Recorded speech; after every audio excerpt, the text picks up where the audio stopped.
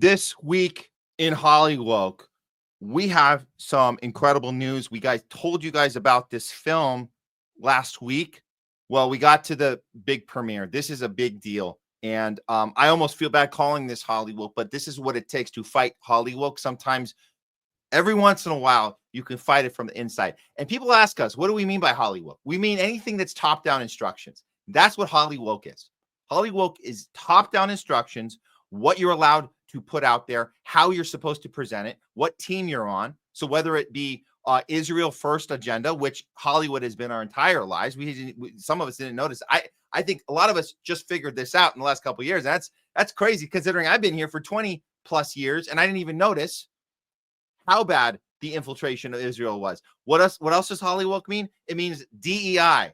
It means top-down instructions about who your movies have to be about, who they're not allowed to be about, how many people on the crew that have to be a certain sexual orientation or certain race. Check boxes. When it comes to election time, guess what? Everybody has Trump derangement syndrome. You got to stop Trump the Nazi. That is what HOLLYWOKE is. To be in the club, you have to check boxes. So we call this out all the time. Also for COVID, if you want to be in the club during COVID, not only did you have to post the right stuff, you're not allowed to say stuff, you have to be pro-censorship. You also had to get a jibbity jab in your arm to be part of the club. So that's also HOLLYWOKE. And that's why we do HOLLYWOKE. Now, look, a day like today, we're going to give you guys the good news because every once in a while, from the inside out, a fight happens and is successful fighting back against the HOLLYWOKE. And we're calling this, it's Ziowood too. We're talking Ziowood. We know who controls this town. Not allowed to say it, but we know who controls the town. So what happened? Well, we had a film debut at Venice Film Festival. Now, Venice Film Festival is one of many stops this film will be making.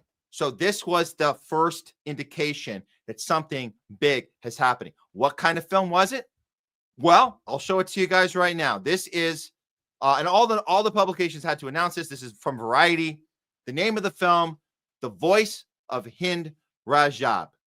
It stuns the Venice Film Festival with its longest standing ovation of 22 minutes amid tears and free Palestine chants. Can't argue that. I mean, that's what happened. So you got to report on it, right, Variety? So The Voice of Hind, Rajab premiered at the festival. It proved to be a highly emotional event with very few dry eyes in the Sala Grande. Okay, whatever. Is it Grande or Grande? One of the most talked about films going into the festival was the powerful and gut-wrenching drama from a Tulsian director, Kauthar Ben Hania, tells the true story of a 5-year-old Palestinian girl, Hind Rajab. Now, we covered this when it happened. This was in January of last year, right? This was January of 2024 that this took place. The event was, this horrible, horrible event is when this girl was killed they call it the early stages of the war in Gaza. You mean the early stages of the genocide? That's what they meant to say. I don't think they had their editor on that day, so they missed the typo. That's a typo. Variety is supposed to say the early stage of genocide in Gaza. But okay, we'll give you a pass on that one. The feature received a huge 22-minute standing ovation, the longest of the festival so far. It has surpassed, as the ovation surpassed 20 minutes, and in a clear effort to get the room to disperse, the lights were dimmed in the theater. The clapping continued. Look at that. So it looks like they were interrupted in the effort to continue clapping because they messed with the sound and the lights. They tried to, let's wrap it up, guys. But they kept clapping once the lights went on. So this is what happened. So what the way Variety reports it, the fleeing, she was fleeing with her family on January 24 in the car, trying to escape all of the bombardment, the bombs, the assaulting, the targeting, the targeting of children, women. We know the drill. The hospitals, the schools, the refugee camps, they were all destroyed. And they were trying to leave. And in the car, Israel just unloads on them. It was her uncle, her aunt, 3 cousins. And she was the only one left alive in the car that was stranded. So she gets on the phone with the Palestinian Red Cross Society. And over the next few hours, as they're trying to attempt to rescue her, she's staying on the phone and saying, yeah, and she's being patient. She's hiding. She's literally hiding in the car amongst the bodies of her dead family members during this several hour period. When they get there, when they eventually reached her, these heroes, these paramedic working heroes who knew what they were getting into, going into, this isn't after an event, this is during an event, that they were going to also be targeted as they went to try and save her. Of course, and this is not a spoiler alert, you guys know how this ended. Both Rajab and the paramedics were found dead. And the media investigations concluded, I like this. Don't you like this wording? They concluded that an Israeli tank had likely fired. So the conclusion is likely they fired 335 rounds into the car. So this is key from a filmmaking point of view. The phone recording of her voice is actually used in the film. So nobody plays her. You have the archive footage of her existence, and then you have the actual voice of her. So the other actors were cast. This is we don't call it a fiction piece. We call it, I guess you would call it a docudrama, massively based on a true story. So it's as close to a documentary as you can get with a script. And then you use this voice. Now, obviously, that was very effective as a filmmaker to decide to use her actual voice. And the audience definitely was affected by that. So in the crowd, they brought the flags. They chanted Free Palestine at the end of the film during the applause. And look at this. This is why this is important. You have Joaquin Phoenix and Rooney Mara. They were listed as executive producers. They both came on, along with Brad Pitt, by the way. Brad Pitt didn't make it to the premiere. Brad Pitt, Joaquin Phoenix, Rooney Mara all came on as executive producers. This is a big deal. These are A-listers, or Rooney Mara maybe borderline A-lister. But we're talking about a couple A-listers putting their name on this film. Big deal. That's a big effing no-no in this town. So that's a bold move by Brad Pitt and Joaquin Phoenix and Rooney Mara. So and then there's this pin, the Artist for Ceasefire pin that Joaquin Phoenix wore. It's not the first time he's worn it before to other events here in Hollywood. So one of the actors in the film, Masas Malhis, runs down the audience to take a Palestinian flag, which then he waves further and to further cheers. This is the picture of the little girl. That's Hind Rajab, and this is her story. And the story is being told, and it's being backed by Hollywood A-listers, and was allowed to premiere at this festival.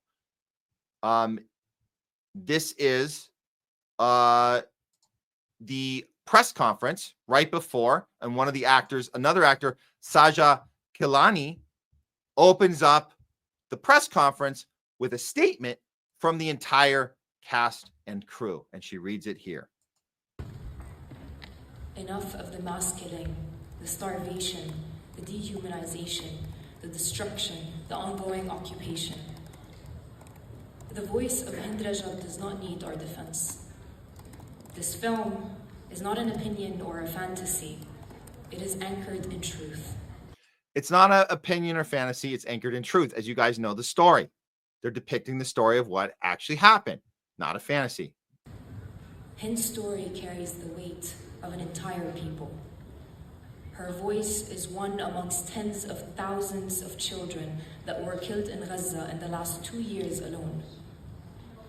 It is the voice of every daughter and every son, with the right to live, to dream, to exist in dignity, yet all of it was stolen in front of unblinking eyes.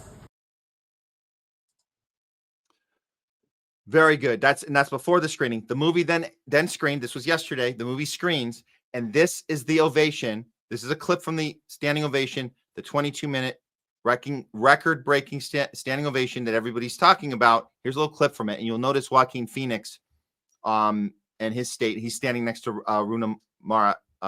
Rooney Mara, and it's pretty powerful. Here you go.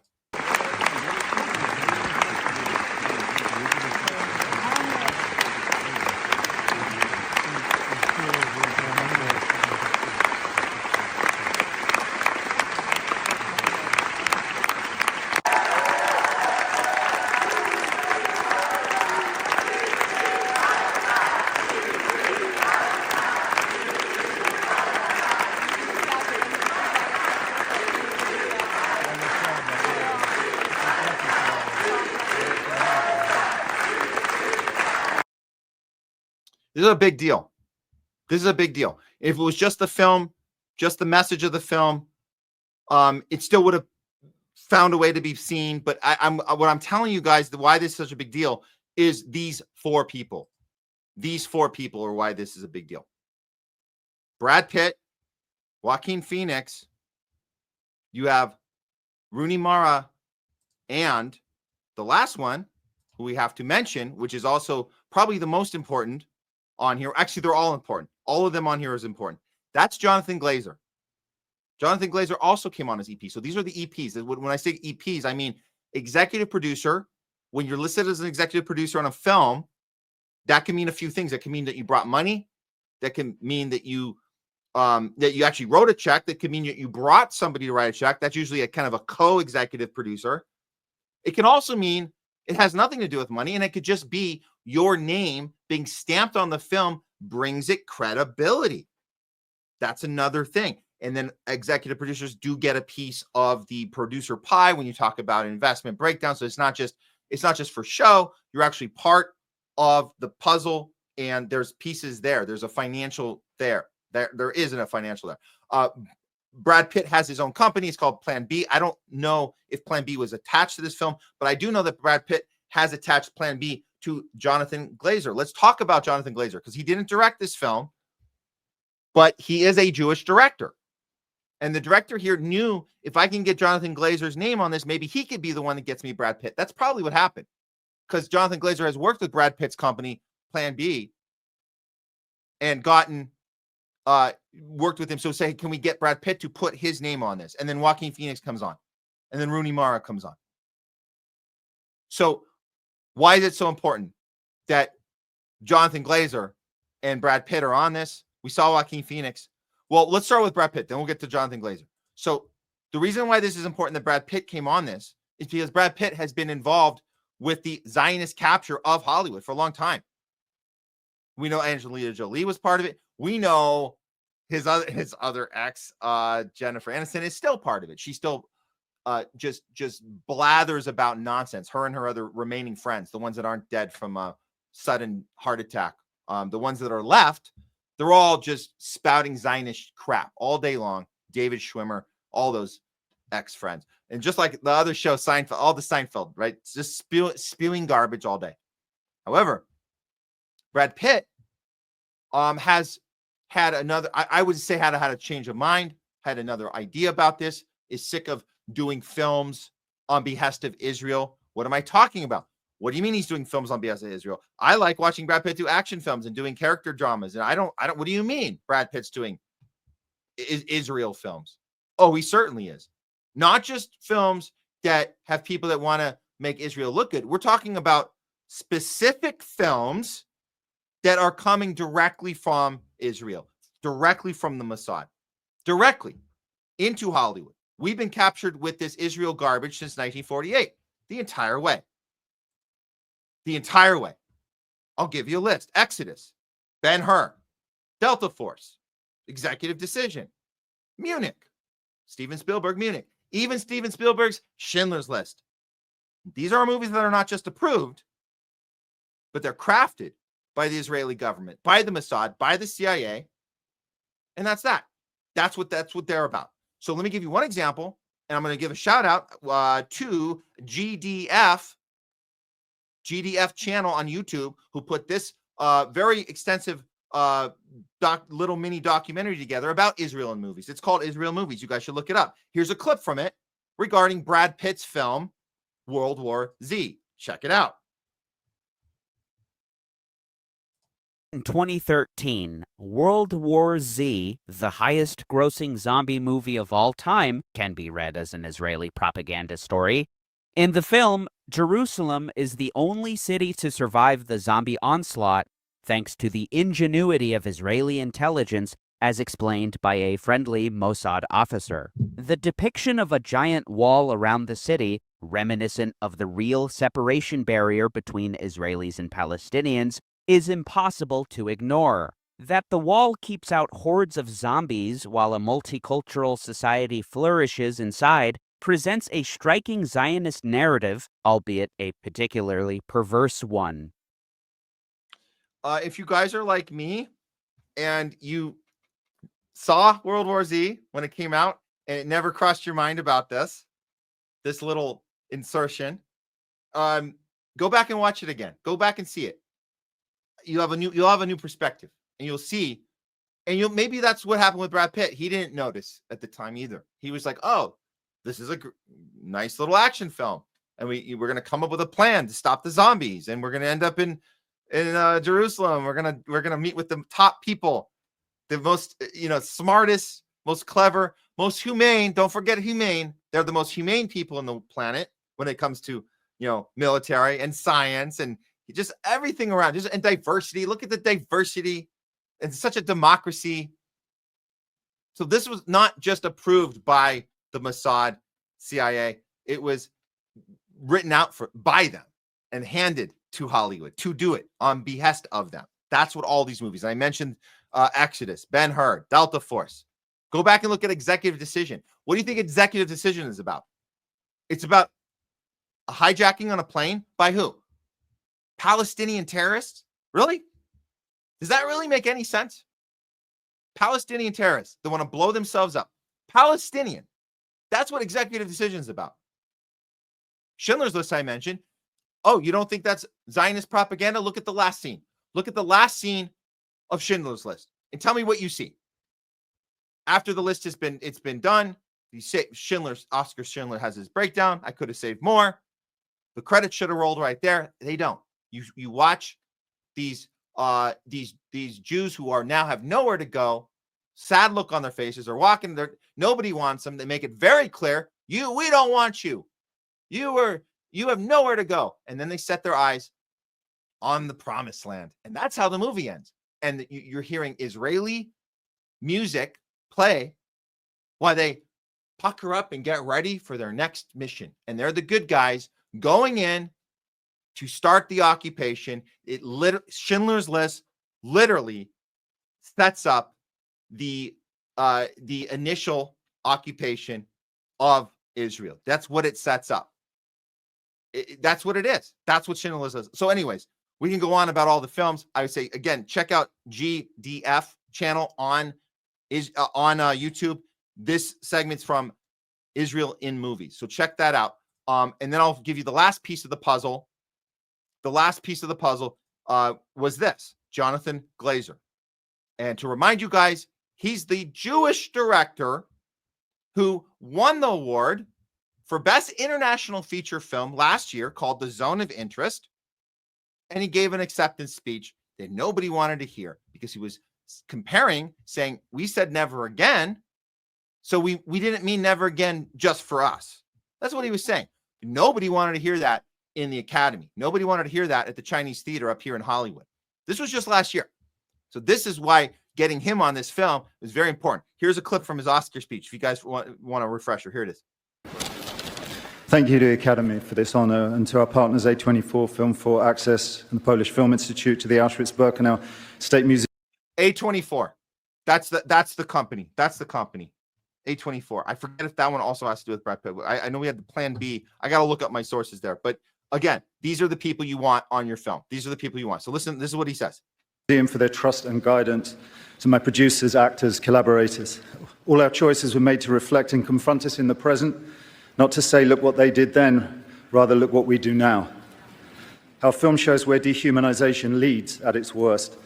It shaped all of our past and present.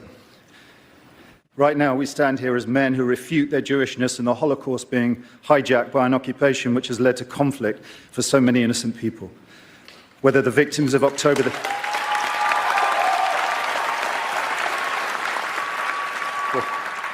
whether the victims of October the 7th in Israel or the ongoing attack on Gaza, all are victims of this dehumanization.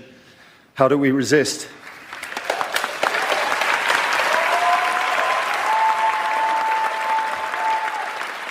Alexandra Bistron Kaladziejczak, the girl who glows in the film as she did in life, chose to. I dedicate this to her memory and her resistance. Thank you.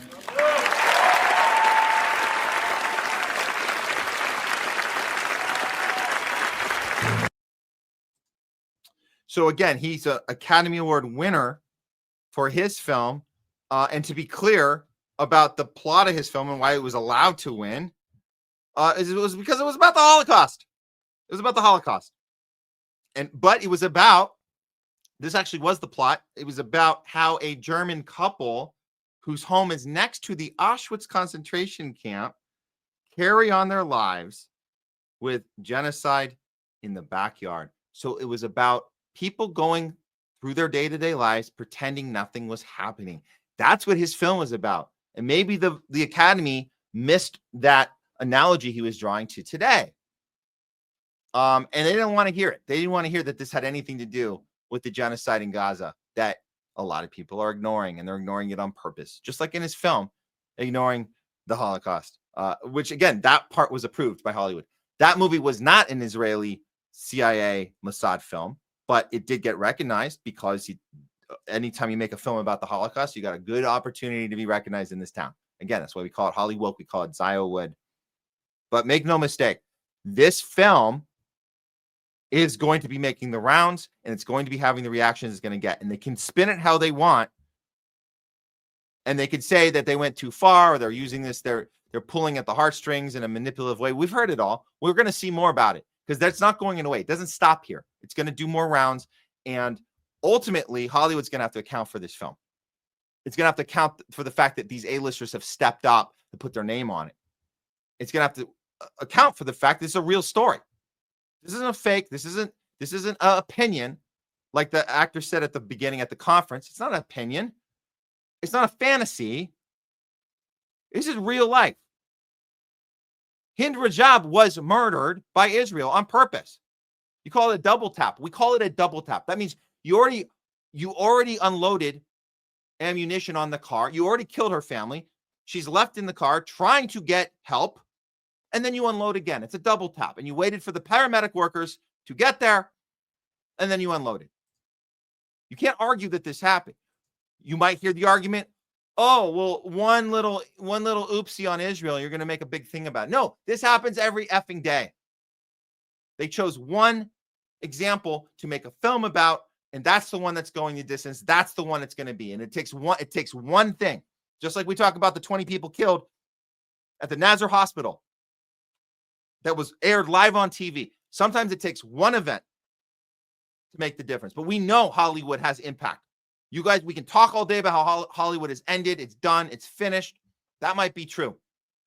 But the power of a filmmaker with a film in front of your audience, there's nothing like it. There's nothing more powerful than that. Israel knows that. That's why it invested in all these films. I'm telling you guys, go back and look at these films. They're just examples. There's not the whole list. But I told you guys about Exodus. Go look at it.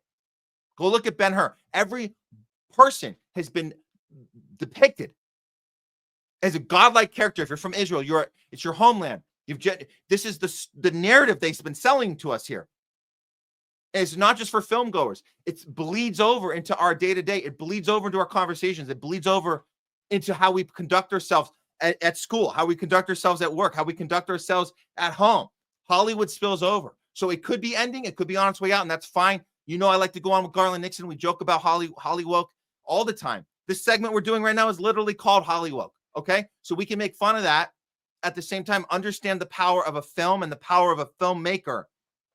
When you check every box and you pull out those emotional heartstrings and you tell the story that needs to be told, because too many years have gone by with this top-down garbage about how Israel can do no wrong and we have to protect it at all costs. Israel knows that that's worked. Guess what? Ain't working anymore. This is the crack in the dam. This is the film. I can't wait to see this film. We're going to follow it. And we're so grateful. And what a great thing for Brad Pitt to stand up against this and make up for the World War Z days. because that's what he's doing. He's making up for that. Joaquin is there. Jonathan Glazer, he's there. So let's see how far this can go. But sometimes it just takes that one moment, that one incident. You broadcast that around the world and it works. It sticks. People see it. They're affected.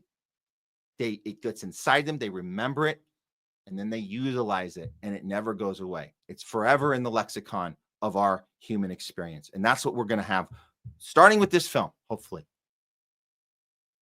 The crack's in the dam. The crack is there. The Western narrative is crumbling right before our eyes. What a great film to put out there. I can't wait to see this. That's been This Week in Hollywood.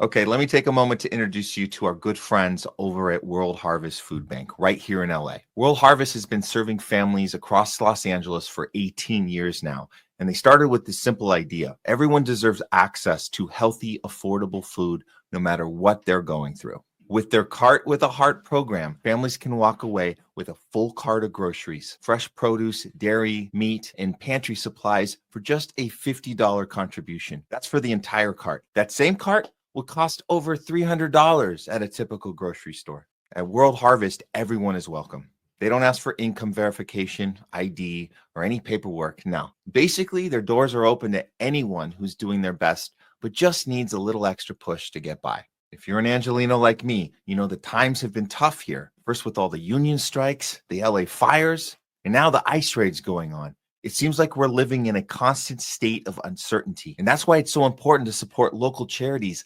like World Harvest, because they aren't just helping the community.